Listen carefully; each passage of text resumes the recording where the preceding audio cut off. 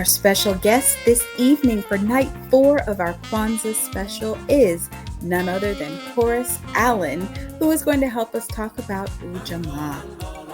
Horace Allen received his bachelor's degree from Hobart College, where he majored in economics and minored in sociology and religious studies. Horace was a Dean's List student, member of the Honor Society for Economics, and a 4-year varsity letter winner in football. He received his MBA from the Kellogg School of Management at Northwestern University. Horace is the founder and CEO of Legacy Creators, a nonprofit social enterprise. Since 2003, Legacy Creators has produced $7 million of economic impact by achieving a more than 95% retention, graduation, and employment rate for young Black and Latino men through the implementation of a roadmap to success, which consists of personal coaching, a personal goal tracker, and a success curriculum. The result has been 1 lawyer, 4 MBAs, 5 MAs, and 28 bachelor degrees. Horace Allen served as a marketing representative and product manager for the IBM Corporation before co-founding the Total Solutions Group in 1993, headquartered in Minneapolis, Minnesota, with offices in Atlanta, Georgia, Chicago, Illinois. Solutions Group grew from a startup to a $40 million technology integrator in 7 short years. Horace previously served on the board of directors for the YMCA, Catholic Charities, Big Brothers and Big Sisters, and served on the board of trustees at his alma mater, Hobart and William Smith College.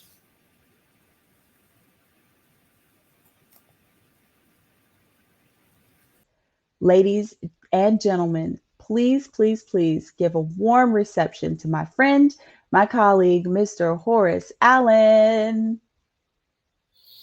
How you doing? We're doing great. Happy Kwanzaa. Thank you. Happy Kwanzaa as well. I am so excited to sit and talk with you for a little while. I know firsthand the amazing work that you are doing with young people, helping them to get their minds centered around economics and more especially their futures. So let's just start with a little bit of conversation that takes us back to your beginning. Tell me a little bit about your first business. The first business that I ever had was, so I started out at IBM, and IBM went through a bunch of turmoil in terms of how it was going to deliver its services to its customers and products. And so at that point, myself and a couple other friends of mine within the company said, hey, IBM is embracing business partners for some of the middle tier and lower tier customers. They wanted resellers to market and sell to those customers. And we said, great, that's a good idea. It sounds good for us. Let's give it a try. Left IBM with a couple paychecks in my back pocket, kind of no guarantees. We became a business partner, and in a few short years, went from 0 to $40 million in sales. The offshoot of that, if you look at the kind of who I am, we created a nonprofit, which is the predecessor for Legacy Creators, called TSG University. And what was happening in Minnesota at the time and really across the country was there was this huge technology boom and people of color were getting left behind. So we partnered with IBM Education to essentially offer the same education that they charge to their customers to underserved communities of color for free. And it worked very well.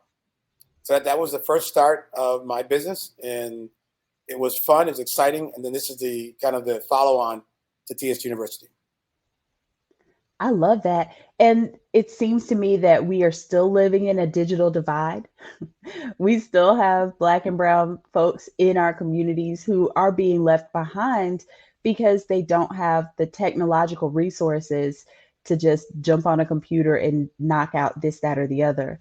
I know sometimes that the cost of software and some of the apps and some of the cool things that are out there is prohibitive. You know, you got to have a decent working computer. You got to have running internet. All of those things still seem to be a problem. This was in Minnesota back in in 93? Yeah. In fact, we ran the company about 7 years, then we sold it in the year 2000. And so Okay. your point is valid. Your point's a great point. I think the challenge is for us. I think the challenge is for communities of color to take the bull by the horns.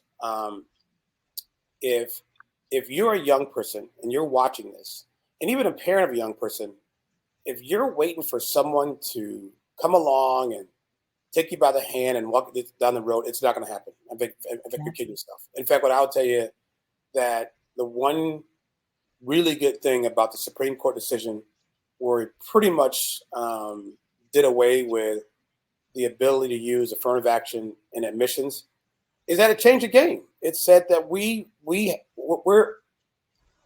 that the government, that the court system is not going to save us, and that the reality is that we have to save ourselves. That you got to decide. And in my case, I got my MBA from Northwestern, the Kellogg School of Management. My sister got her MA from the Kennedy School at Harvard University. And our thought process then and even today is, you got to get in the arena, you got to fight, and got to decide. As it relates to the digital divide, if you're a young person and you're playing on your phone versus trying to figure out how to create apps on your phone, you're missing the boat. Something is going wrong. You're not understanding. Absolutely. A big part that we do in our new iteration of TS University is we start with the foundation for that student is their digital portfolio. And that is their personal branding and marketing of who they are and what they are and where they want to go.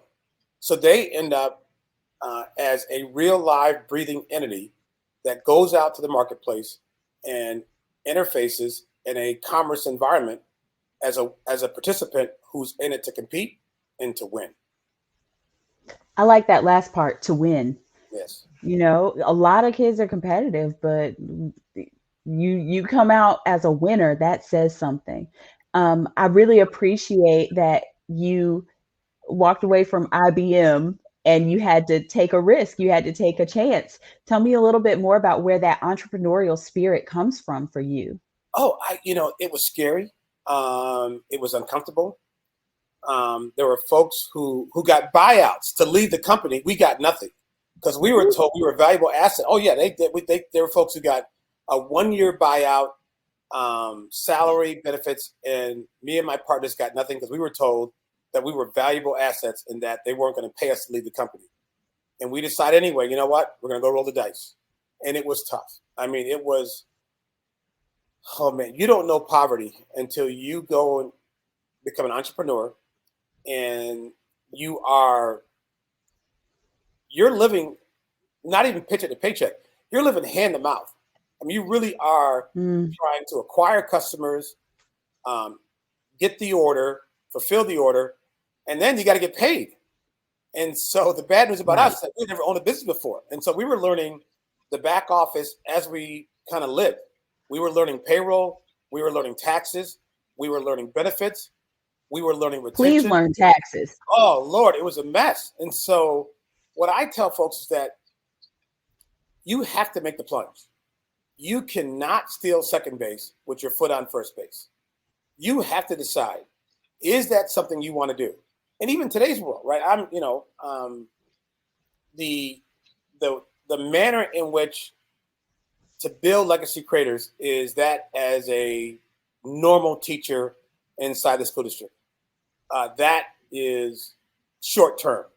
That I had to build it and I had to create it and get the kids.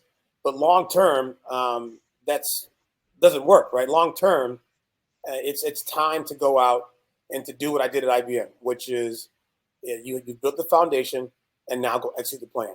That it really is about economic development and not about just simple employment.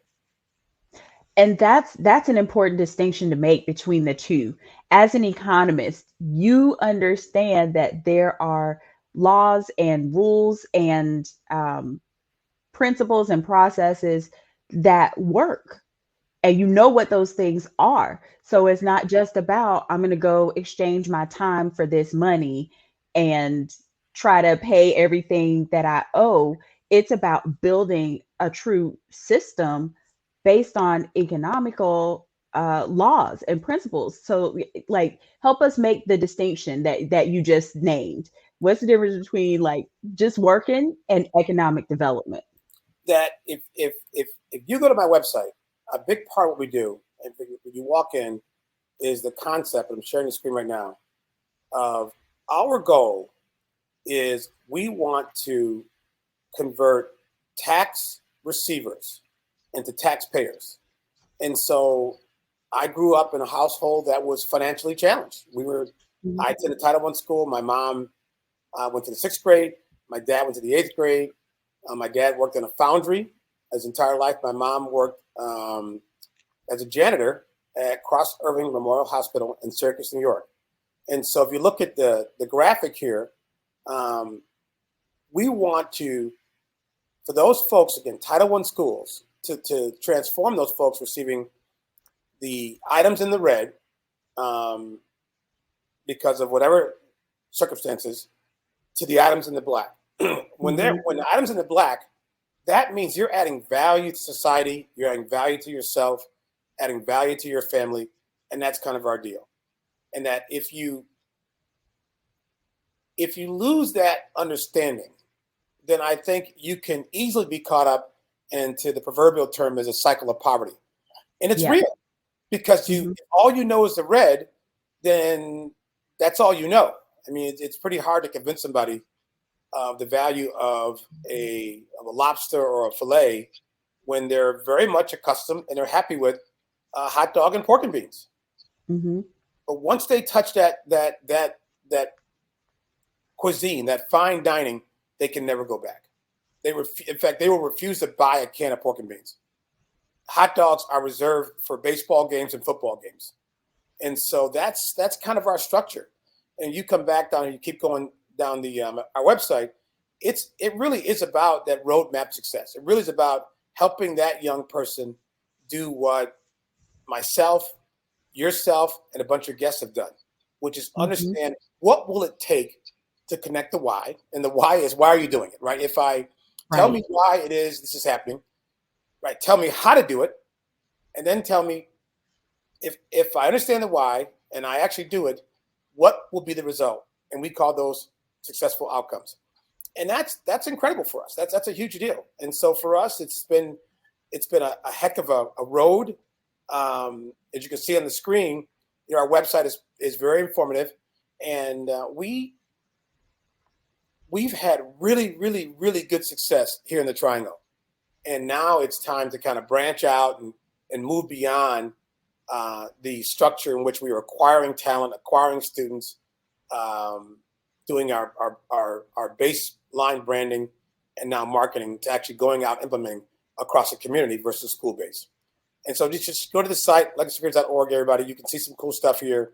This next piece I'll talk about, and it's back to your question. Ms. Brett, this is your question. How do you go Yep. in and have a young person engage with a small business with the idea that that small business, if that young person can produce, will actually write them a check. And then Mhm. there's a bunch of clients, and these are websites that we've actually built and people pay us money for. And out in the bottom right hand corner, we always have our logo, Legacy Creators. So that's kind of our deal. That's kind of how we kind of live our life. So this is a landscaping company as well. Same deal, right? That's our logo. This is what we do. We do a great job branding, and this is the fun part about it. But it's a challenge I, sometimes. yeah, it's difficult because I think so many industries are changing so quickly and it's all happening simultaneously. I know something that I've mentioned and talked about is the fact that I grew up with the promise of you work hard, you go to school, you make good choices, you get good grades, you achieve, and you will be rewarded with financial stability and Yep, a yep, wonderful life. And I was promised all those things. 9/11 happened in my junior year of high school. I'm telling my yep, age, which is 40. 9/11 happened in my junior year of high school. And that it just felt like that whole promise was snatched from under us, but they didn't tell us. The promise was gone. And, you know, my parents' generation and my grandparents' generation, you could go to work for 30 years and retire with your pension and your social security. You were going to be given a beautiful gold watch for your years of service, like You were good. all those things, and you were good. And that is not the case. But we are only finding that out now at like 30 and 40 years old, that that economic promise, that economic dream that we were sold looks very, very different. So here we are, exploring the gig economy. Here we In fact, are, yes, becoming entrepreneurs late in the game. Here we are, you know, working a full time job and working a part time job and doing gigs on the side, all to make ends meet. And these kids that you are coaching and working with have an opportunity to like approach it from ground zero on that very initial outset. You know, they're leaving high school with a brand, they're leaving high school with a business, they're leaving high school with some things already in place, so that as they attain their education, they're only leveling up from there. in fact, I'll go even further. Um, when so I'm older than you. In fact, quite a bit older than you. Not only did, and one of the largest employers, there are really three large employers in Syracuse. There was a Carrier Corporation who did, you know, heating and air conditioning. There was General Motors, Fisher Body Plant cars. The Chrysler Corporation also made cars. And growing up, I had no understanding of the global economy. In Hmm. fact, I didn't really understand the idea of even the national economy because I only knew what I knew in Syracuse. And when things started happening globally, and we started understanding the NAFTA issues. But let me stop sharing here for a second. I'm stop sharing and get back on screen. Yeah, you're good. When You're good. I got you. when we start understanding the whole issue of NAFTA, I'm not sure everybody got it. And when we understood that the global economy, that corporations, their commitment is to the shareholders, not to the employees. The employees are along for the ride. And even now in China, if you go and do your research and you go to YouTube and Google some of the China economy, they're in a world of hurt. They went from the global factory to they're now really, really struggling. That the COVID issue did some issues for them. They have a real estate crisis. They have some major league issues going on, to the point where the Chinese people are where the American worker was 35, 40 years ago. They're struggling. In fact, our new trading partner, instead of calling it offshore, it's now called nearshore, and that's Mexico. And Hmm. so the money chases the lowest cost and chases the highest profits.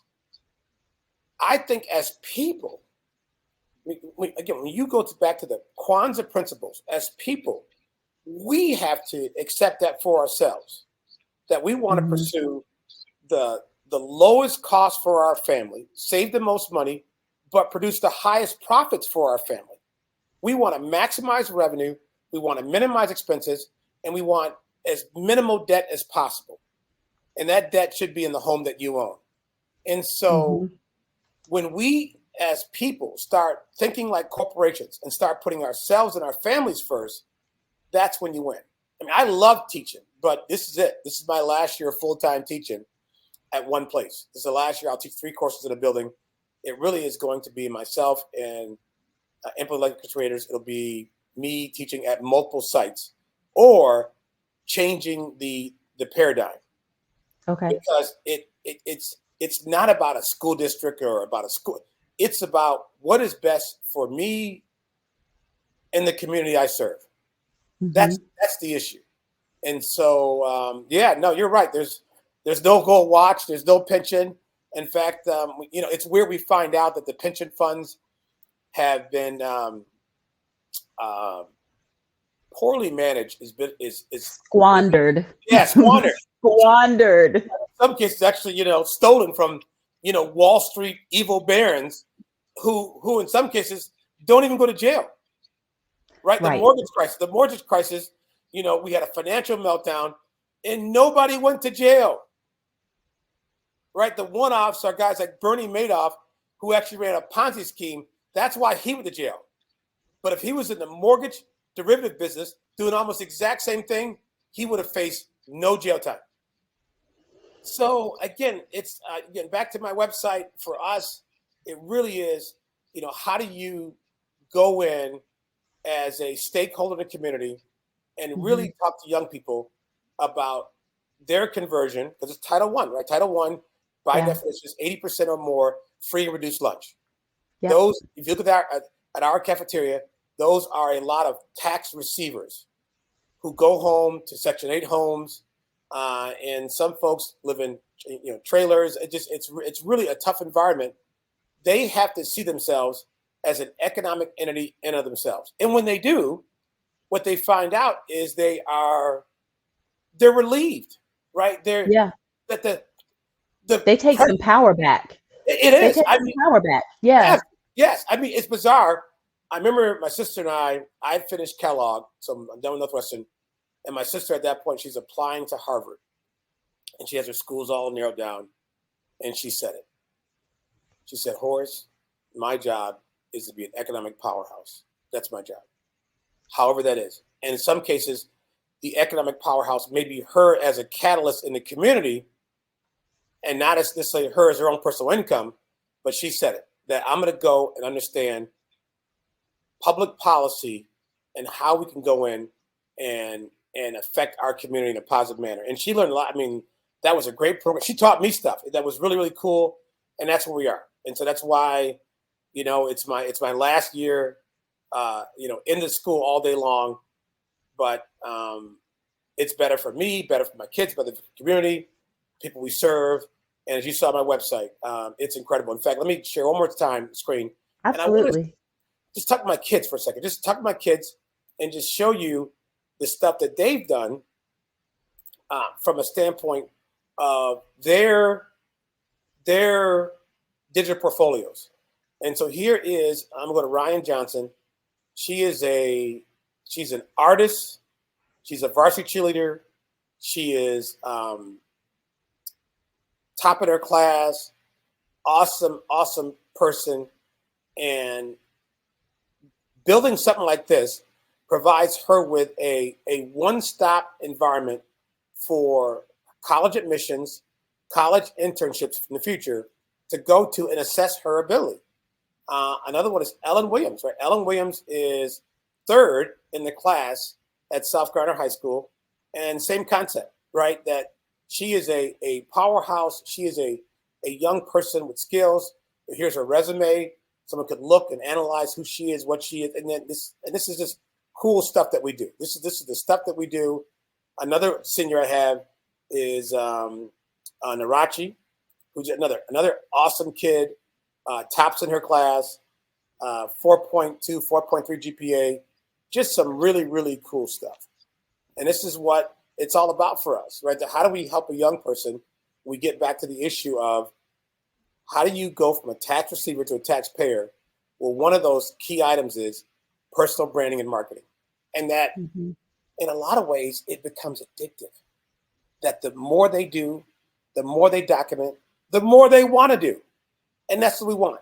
Put the phone down. Social media is not going anywhere. Focus on you. Focus on your family. And so that's a big deal for us. I'll stop sharing right now. But that gives you an idea of the kind of stuff that we're doing, that everyone talks about economic development. Everyone talks about, how do you build a community? Everyone talks about, hey, college is good. Not going to college is bad. Then they say, well, it's not for everybody. Well, everybody for sure is education. That unless you are willing to go and to do a job that requires absolutely no thought process, fairly mundane, you are not just replaceable. You're a minimal cog in the wheel, which is fine. If you want that, great. But I'm telling folks, you want to be value add. That if someone separates from you on Tuesday, they should feel that pinch on Wednesday. Yep. Some kind of inconvenience factor, a financial factor, something. But if you and that entity separate on Tuesday and they feel nothing, it's possible your value add to the organization was minimal. And so that's not what we want. And so it is really, it's fun. It's stressful. It is, you listen, you laugh and I laugh too. It is really tough. And I tell everyone, the toughest part of my job, of what I do every day, is sometimes I am the first person to tell that person information. It's the first time they hear it. And if you're the third or fourth person to give the information, the person will logically say, I've heard it before. That may make sense. Let me evaluate myself. Let me become introspective. But you're the first person, that's really tough. And the parents sometimes are good. And sometimes the parents are not as good. That there are times where they're both sides, right? So again, it's they only know what they know. But Right. my high-performing parents, they get it. In fact, my high-performing parents, they're harder on their kids than I am. In fact, I tend to be the good cop. Sometimes in low-performing environments, there's a lot of excuses to be made. There's a lot of enabling. There's a crutch. And those are tough. And I'm sure you agree with me. You have to make an assessment. Fight or flee. And sometimes when the person isn't ready, you got to walk away and say, hey, you know what? Let me know whenever you change your mind. But because they will get ready. You may not be there when they do, and the resource may not be there when they do, but they will get ready. The world will make them get ready. And it just is, it's a trip to me when you see what you see and you know what you see and you can name the thing that you see and you can also offer a remedy and say, let's do this, this, and this correct. to help improve the situation and to get the pushback and whatnot. I'm like, if you had a cold and the doctor was offering you some medicine that was going to help clear up that stuffy head and those sinuses, you would take it. And it just it blows my mind that in education, there is a complete opposite stance to that. You can say, this is what's wrong and this is how we fix it. And you're told, no, that's not what's wrong. And you just kind of sit there and go, what? That's right. Okay. You go, what? Okay. And so this on the screen is one of my most favorite students. Her name is Michaela Brown. She's a freshman at North Carolina Central University. So she's at NCCU. She's an awesome kid. And what's great about her, right? Well, you have a again, is a single parent, but mom is great.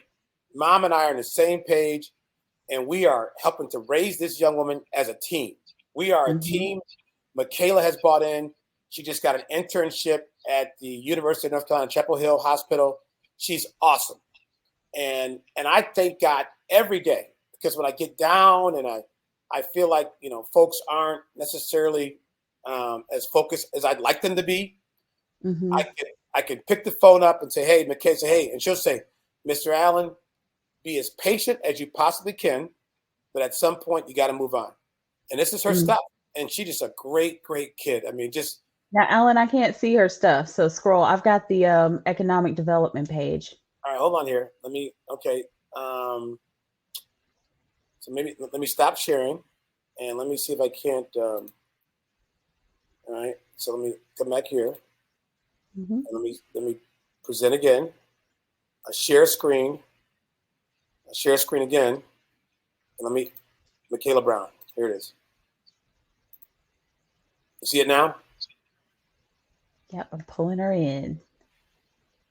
There we go. Yeah, and so there we go. Yeah, and so that's the kind of stuff where, again, I'll let her slideshow play, but there are times I get, down in the dumps, and it's my graduates, kids like her, who step up to the plate and understand it, and they listen, and they build these really, really, great portfolios.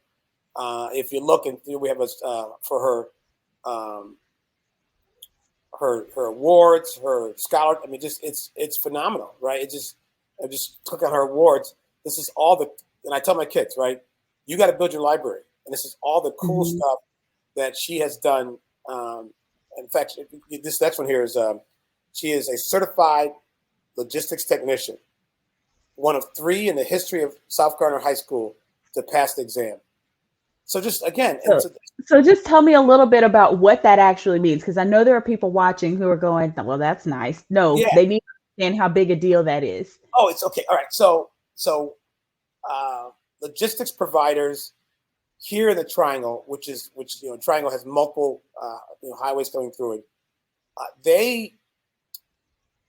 You got really 2 choices. The first choice is you got to hire somebody, you got to train them logistics from the ground up, and that would be like Amazon, Federal Express, UPS, those type of providers. What we have at South Gardner High School is a logistics career academy, so that our kids will get a certification, a national certification logistics. The lower level is associate, the higher level is technician, and that's what Michaela did.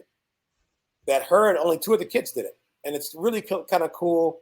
And again, you can see all her awards. She's just an amazing kid, and we got a bunch of great kids, right? In fact, there's one who has not been as cooperative in the process as I'd like, and that's Rihanna. Yeah, and we just got her stuff fixed as well, right? So did hers come up or no? Did hers come up or? In fact, here, let me do this. Let me. No, hold on. I can fix it. I think what you just said is important to repeat. We have a lot of great kids. We do. We have a lot of great kids. A lot of, and so if you look here right now, right, this is her stuff, and this is the kind of stuff we're doing, and she's in her first semester at North Carolina Central, and she's a 4.0, majoring in kinesiology. So in essence, she's pre-med. This is the kind of stuff we're doing. This is where we're at. And so let's talk about the skill set that kids are actually getting. Not only we say they're building a brand and they're creating they're creating brand. We say that, but I understand what all goes into that.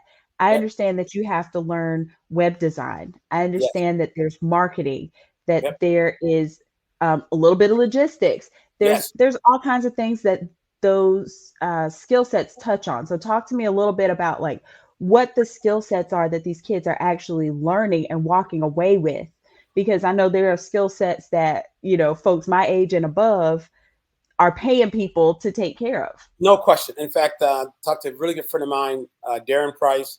He and his wife own a minority vendor up in Syracuse, New York, called Right Price Companies.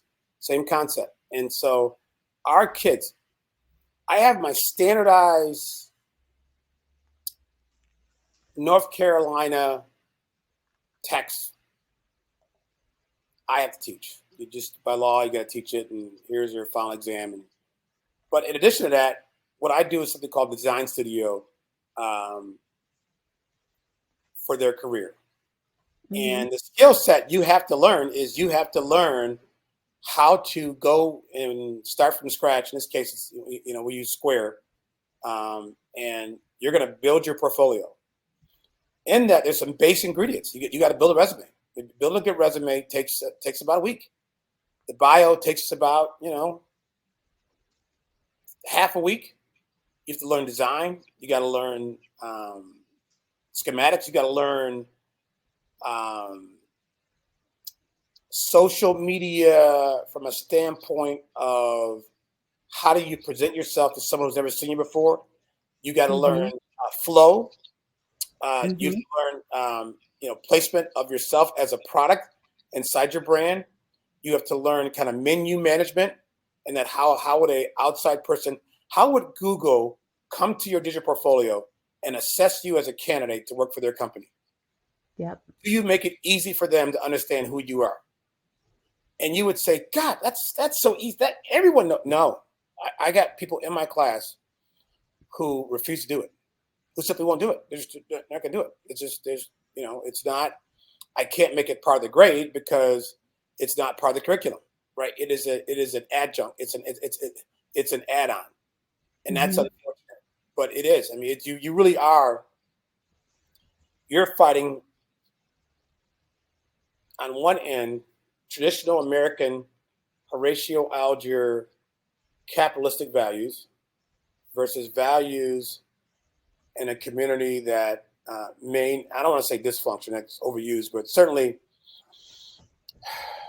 not nearly as functional Mm-hmm. priorities placed towards their long-term economic and financial well-being. Right. That there are Right. folks who are more interested in the latest Instagram story, the latest social media Facebook update, the latest TikTok dance than they are with their own future. And that's tough because then you got to somehow decide, do you want to sell it, right? Do you want to take time to sell this thing? Do you want to try and understand the process, or do you flee? Do you go off to the next person and say, hey, tell you what, you're a sophomore, come back see me, you're a senior. In fact, right, what's cool right now, I don't know if it's cool or not for them, but for me it certainly is having them, and you mentioned before, having to circle back, Mm-hmm. walk to that room, tail between legs, saying, you were right, Mr. Allen. I need to build a digital portfolio. I need to sell myself. I got to brand myself. Mm-hmm. I go, what happened? What girl, what's wrong? What are you talking about? You good? No, I got a couple early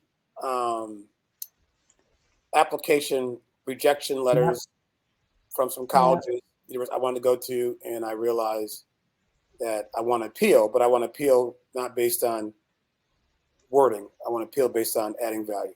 Oh, you don't say. Yeah. And so, it's tempting to look down on it. Then you support them and say, hey, here's where we are. Same methodology. Sign on to the campaign. Because now we got to hit the gas. That's right. Now we got to really step on it. So That's when you could have taken that week to really take your time and put it together, we got 3 days and we got to move to the next thing. Correct. The work becomes that much bigger of a lift. Correct. In fact, so now you got to decide, okay, the tier 1 stretch class A school didn't work out. You got to decide, do you want to go back and appeal the decision? Then you got to find some other options, right? You got to find the next couple options, right? So you didn't get option A. Now you're at plan B. You're going to appeal plan A, but you got to have something to go back there with. Yeah. The idea that, hey, you missed something and you can't tell them what you missed, that's a non-starter. That is not going to work. So so again, it's young people. We're not stupid. There's every day there's a Raleigh Observer. Something's in there, and something's in the WRAL every morning. And more times than not, it's not good. It's unpleasant. Yeah. And so we have our hands full. I mean, you are a major part of this community. You are an influencer. You're a person who is a stakeholder. You're a mentor. You are an advisor. And sometimes you and I find ourselves, we're just listeners. We come in. That part. That's it. I tell folks, my room, some of the toughest, meanest guys in that building come in there, close that door, and cry. And they get all dried up because they can't let anybody outside in the hallway see that they were crying. But it's real. The college. They understand what's at stake. They do. They get it. There's no Division I scholarship coming. They had a tough year. They got hurt for 2 games. and I feel for them. Before they leave, I ask them, "What's the plan? What's the plan?" That. And they dry those tears up. And I said, "Listen, mom's tired. She's been fooling with you for the last 3.5, 4 years, and you're afraid to go work or a remedial job for the rest of your life. What's the plan?" So it's interesting, to say the least. Again, it's fun. Sometimes I feel like I'm not speaking an English language because people aren't looking at me with some sense of they're grasping the information. But you know what? I get it because our family did not get out of the Syracuse housing projects until we're in 11th grade. And my 3 siblings ahead of me. So my sister Rena had a baby in high school. My brother Willie had 2 kids in high school. And my sister Cynthia had some issues, and but kind of the same road. And it was Vicky and I who said, enough is enough. In fact, my mom said, hey, you know what? No pressure, but we got to turn this thing around. And we did. And I tell my kids, no pressure, we got to turn this thing around. Right, we got to get going. And I think that's a fantastic message for our young people everywhere. I mean, and even those who aren't growing up in housing projects and who aren't living in abject poverty. Yes. They are responsible for the community. They are responsible for this. We talk about a national economy. We talk about a global economy. America is not where it could be. And I think that a lot of it has to do with the fact that there's so much Black talent that has been kept out of the marketplace. There is so much Black talent that we've not been able to access their brilliance through some of these corporations. And so, you know, even for kids who are quote unquote doing well and coming from good homes, they still have to hit that grind because they're responsible for the uplift of the entire community, the beloved community, as Dr. West puts it, right? In some cases, some of the kids that I've interacted with, the challenges are those young people who are coming from 2-parent families. The parents are employed as a white collar worker. And there are times where the parents are making excuses for the kids. And you're thinking, hold on for a second. You know, how did you get to where you are? Right? I understand your job title. I understand your employer. But suddenly you're making excuses for a young person who has been placed in a fairly privileged environment. Right? They're not hurting or wanting for anything. Mm-hmm. That person at times wants to blame the teacher, the principal, the employer for getting less hours. They got an excuse for everything. It's like, well, really? Are you kidding me? I mean, they're driving to school. In some cases, again, this is at South Carolina High School, and a car that's better than the cars the teachers are driving. Ain't seen a car payment, no idea how much it costs, nothing, living great. Mm-hmm. You know, and so it's challenging. There are times, again, like I can tell when you get all worked up. Again, and rightfully so. But you know, I just feel like there's so much talent. There's so much talent, so much potential. But it's just that it's potential energy. Potential energy hasn't been converted yet. So I love that Legacy Creators is acting as that catalyst in that specific community to really like drive these kids forward. You know, one of our posters in the hallway inside the room as well is do something, get something, and trying to explain to young people that this reverse mindset of the less you make, the less you pay based on the Section 8 housing vouchers and other things they get, free lunch, whatever. That's a dead end street. Tough. That's tough. Yeah. That's a dead end street. You know, managing your income on the negative to pay. First of all, here's the opposite. Work your tail off. Good education. Take some risk. And you have no financial limits. The sky is your limit. Versus at some point you only can go to a number of 0 for your income. Mm-hmm. Mm-hmm. Granted, now your rent is paid for. It's not your place. It's not a mortgage. It doesn't belong to you. And you get a food subsidy. You know, it's like, and your kids can eat the free lunch, but that's not a solution. So it's tough. It's really tough because they've grown up in it. But the great news is, again, for our list of 20-something kids, girls STEM team and boys STEM team will be alive and well after the Christmas break. But it's great. I mean, it's great. I mean, and again, the Kwanzaa principles, the foundation is alive and well. What we all need to do is to take that understanding and move that into the actions, the mind, the brain, the algorithm of our young people to say, hey, if you want it, great. If not, you can't complain because someone else went and got it. That part. And also understanding that even in this economy, there's enough for everybody. Oh, yes, you don't have absolutely. to take somebody else's. You can Absolutely. go and get your own. Yep. You can create your own opportunities. Now, the trick is you also have to be ready when that opportunity presents itself. If opportunity knocks and you're in the back room and you didn't hear it, or you were in the front room but you weren't dressed appropriately to greet opportunity. Those are the kinds of things that that I know we try to drill into these kids.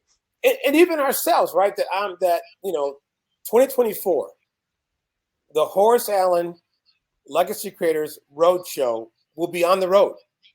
We're going to knock on the doors of the largest foundations in the Triangle. We're going to knock on doors of the largest corporations in their foundation Triangle. We're going to knock on the door of public entities and say, we have a solution. Are you interested? Yes or no? And so we can talk to kids all day long, but even we as adults got to get out of our comfort zone, that we have to be comfortable with being uncomfortable.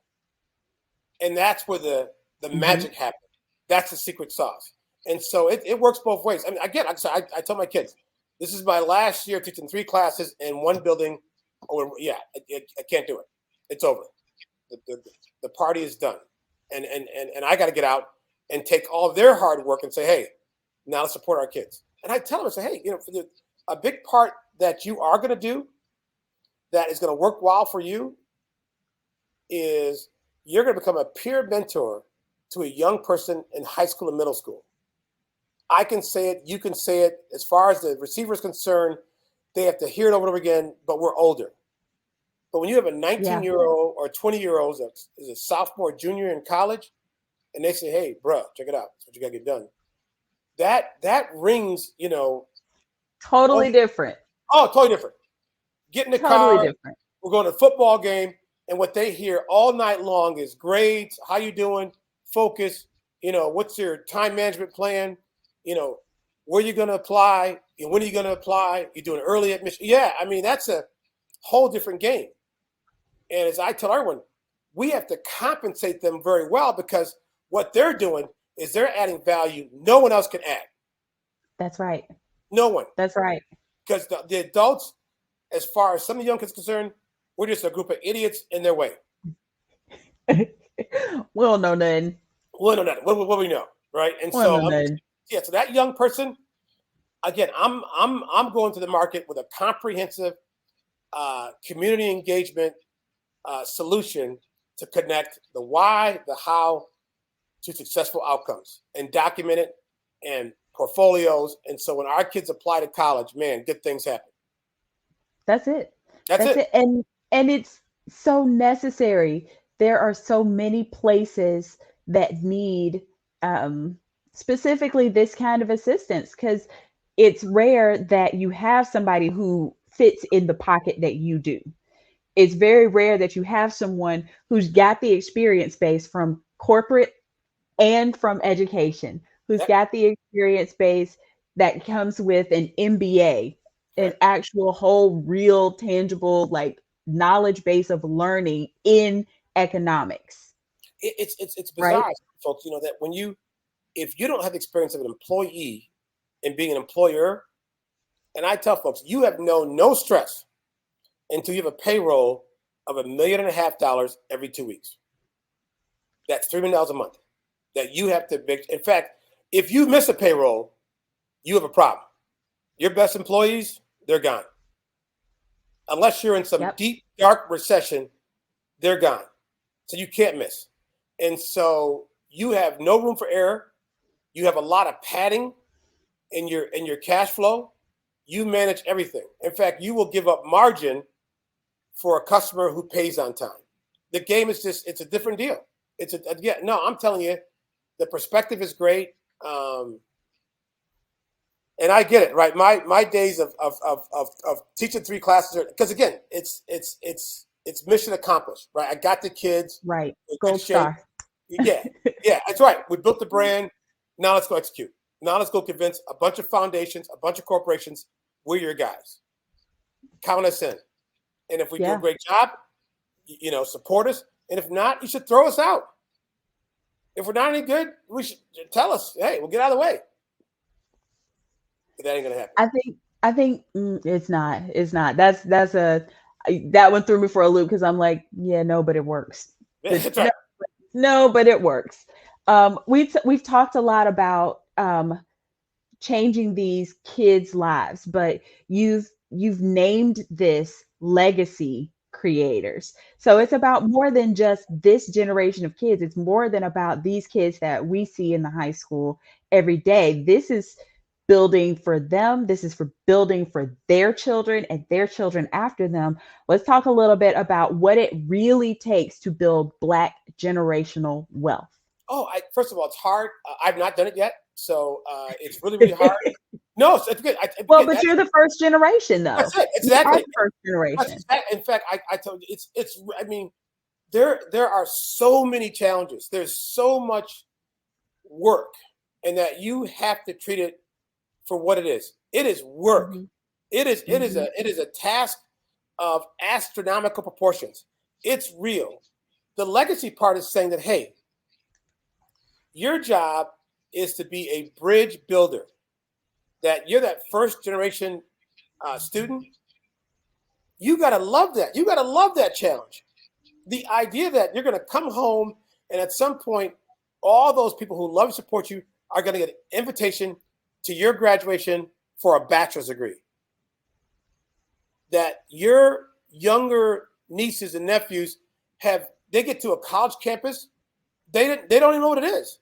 My graduation, people were coming. They thought it was like a hospital. Like what are you talking about? Well, it's like no.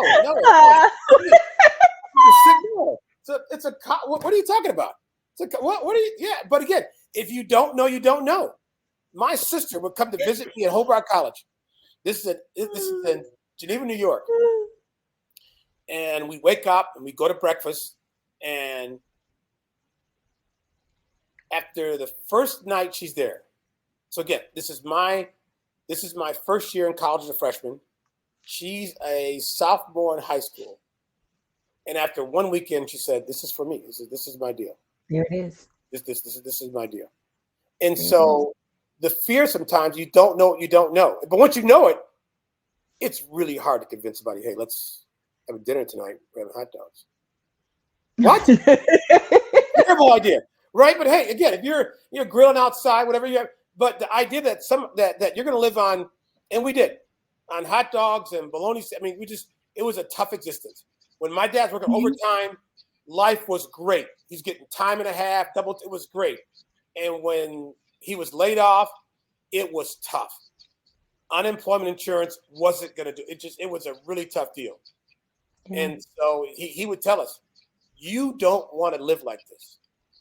You can't be at the mercy of the economy. You can't. Mm-hmm. This is not what you want." And so that was good again. And so it's our goal. So the first part is real. The first part is you have to be a personal brand and you got to market that brand. That's right. And you have to protect that brand with good behavior, with managing what pictures you're putting on your social media, where you're going and what you're doing. All of it matters. You have to protect that brand. And creating good relationships. Yes. So when you decide you want to apply, you don't have teachers looking at you side-eye going, "Really? You want a recommendation? Come on. You have come here act the fool 4 out of 5 days a week. You'll be stuff I'm doing." Right. And that's no, I'm telling you right now that and not only that, but building relationships in terms of like there was a young lady. I was like, well, who else are you going to get letters from? Oh, I don't know. Okay, what about your pastor? Oh, well, we don't go to church. Okay, well, what about the community? Do you have a coach? Do you have a Yeah, no, I don't have, and it's like, well, who are your grown-ups? that's it. Who Or are even, your oh, it's, grown-ups? it's worse. So you say, hey, you have a job. Well, me and my boss aren't on good terms. What? That. Yeah, yeah, That's yeah, terrible. yeah. So even your next job, you're challenged because your current job is a poor reference. Miss Yeah. Branch, listen, we have Sorry, work. I didn't mean to No, sidebar no, you, no, sidetrack you. no. What it really says is that we have work. This is serious. This is serious out here. We have work. And so again, whether it be Rihanna or Michaela or Ryan or Ellen or any of them, Hmm. we have work. And Yeah. I tell my kids, as long as you want to fight the battle and you're committed to fight the battle, I'm going to fight the battle with you. You never got to look. I will square up back to I back will with you. listen. I tell them, you ain't ever got to look around and say, hey, where's Alan at? Yeah. Why Yeah. he ain't fucking me? Yeah. Again, I'm shoulder to shoulder. We win together. We lose together. So nope, I get it. It's tough. No, again. So I tell my sister, I always laugh. What if we had people like us in our lives, age 15, 16, 17? Holy cow. Yep. Holy cow. My Yep. mom was a It's a janitor, game right? changer. Again, it's a game changer. My mom was a janitor. She only knew what she knew, right? Her job was to keep a roof over our heads, clothes on our back, and food on the table. That's it. That's it. That's it. And she did a But great she job. gave you something a little richer than that because you're well spoken and well mannered She and did. you. She did. Okay, yeah, I she did. mean, Yeah. No you question. got some I good did. upbringing, some I did. breeding, as I my did. grandmother would have called it. Yeah, I did. You got I think you got some And breeding. and and and maybe like some of my friends that I met in college, nobody sat down on the couch and said, "Okay, here's the deal. You're going to Northwestern, Stanford, or Harvard." No, there was no conversation. Hey, Mhm. graduate from high school, go to college if you can. If you don't like it, then get a job, take care of your family. No, it's the wrong answer. No, it really is about how you create generational wealth. It is about economic development, and so those are not the right answers. And so, but she did a good. She provided a foundation, and I tell my kids, you got to go find resources to get to that next level. Yeah. Yeah. So in terms of resources, before we get out of here, just in terms of resources, what should parents or caretakers be looking for in order to help these kids? I mean, we talked a lot about you only know what you know. So where is that missing? Where is that gap? What is it that we need to be making sure that every parent, every caregiver knows and understands so that they can help the kids in their households and in their communities? That's a great question. Let me first tell you it's hard. There are a lot of organizations out here, which some are good, some are bad. I would tell the parents, do your homework, knock on doors, talk to friends, be active in your kid's life, be at school, find out find out those people who can bring value to your child. Number Mm-hmm. two, tell parents you want to be as challenging to your child as humanly possible. You're not doing them any favors if you are selling them on fakery, lack of a better word. That it's all going to be okay. That the world's going to take care of them. That somehow you're going to look out for. No. I think that you look at the best sports franchises in the world. They're coached hard. Their ownership is hard. They set high standards. The best companies on the globe, they're tough. They coach hard.